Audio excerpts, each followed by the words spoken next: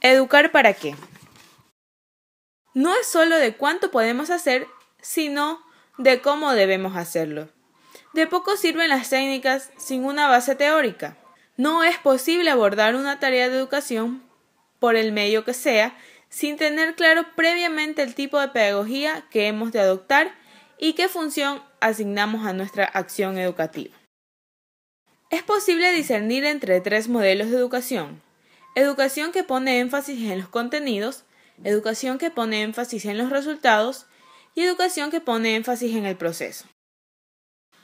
En el primer tipo, educación que pone énfasis en los contenidos, corresponde a la educación tradicional, basada esencialmente en la transmisión de conocimientos y valores de una generación a otra, del profesor al alumno, de la élite a las masas.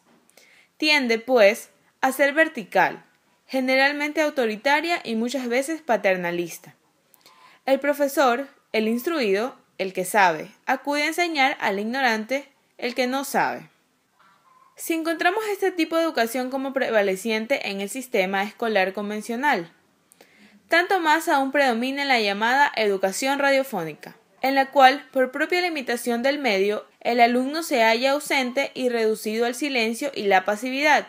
Solo le queda escuchar, repetir lo que le indica el radioprofesor y aprendérselo. Sus emisiones continúan sujetas a este esquema mecanista: maestro que enseña, alumno que aprende. No es difícil inferir las consecuencias. El alumno, el oyente y el público, se habitúa a la pasividad y no desarrolla su propia capacidad de razonar y su conciencia crítica. Se establece una diferencia de estatus entre el profesor y alumno. Los alumnos adquieren una mente cerrada o dogmática, incapaz de juzgar los mensajes recibidos por sus propios méritos. En el segundo tipo de educación encontramos la educación que pone énfasis en los resultados. Es el que más ha influido en la comunicación en casi todos los manuales que se utilizan como textos de estudio en nuestros países. Los estudiantes encuentran explícita o implícitamente los principios rectores de este tipo de educación. De ahí la importancia de analizarlo con atención. Surgió en América Latina como una primera respuesta al problema del subdesarrollo. Era necesario multiplicar aceleradamente la producción y lograr un rápido aumento de los índices de productividad, y para ello era imprescindible la introducción de nuevas y modernas tecnologías. Educación debería servir para lograr metas. Ejemplo, ella debía ser aplicada para persuadir a los campesinos atrasados a abandonar sus métodos agrícolas primitivos y enseñarles rápidamente las nuevas técnicas. Los medios de comunicación deberían ser utilizados para instrumentar este cambio y cumplir esta función permanente y penetrante de persuasión. De ahí la importancia de este modelo de desarrollo que asignó a las técnicas de comunicación.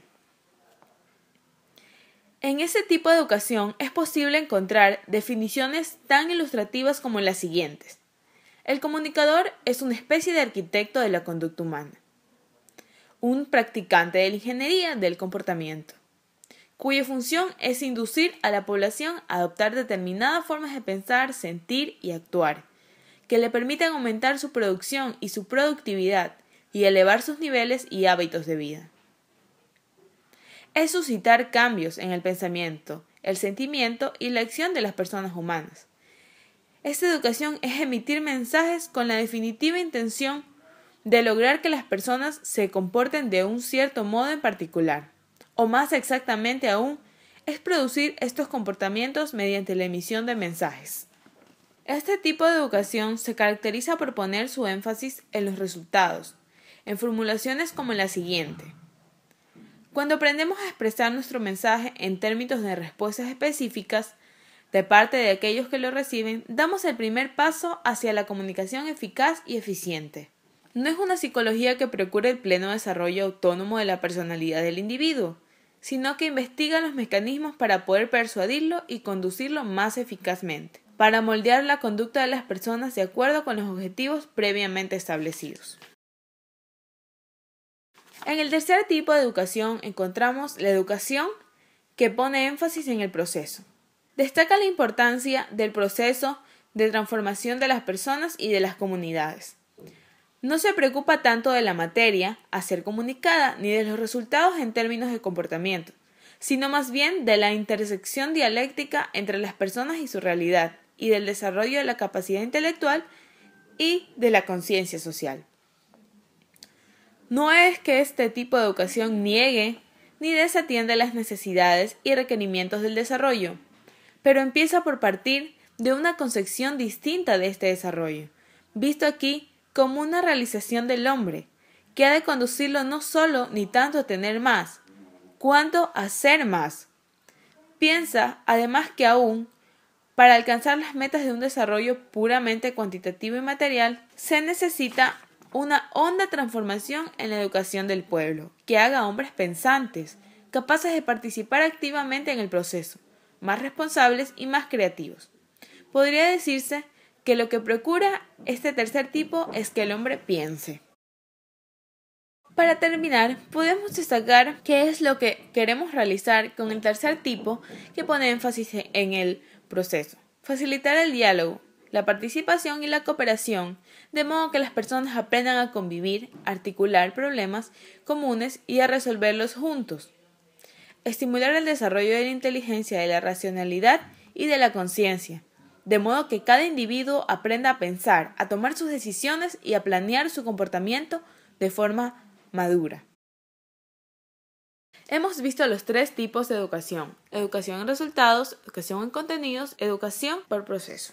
Es necesario que tomemos en cuenta la definición de cada uno de estos tipos de educación, porque sólo así podremos aprender a educar mediante la radio sin dejar de entretener e informar.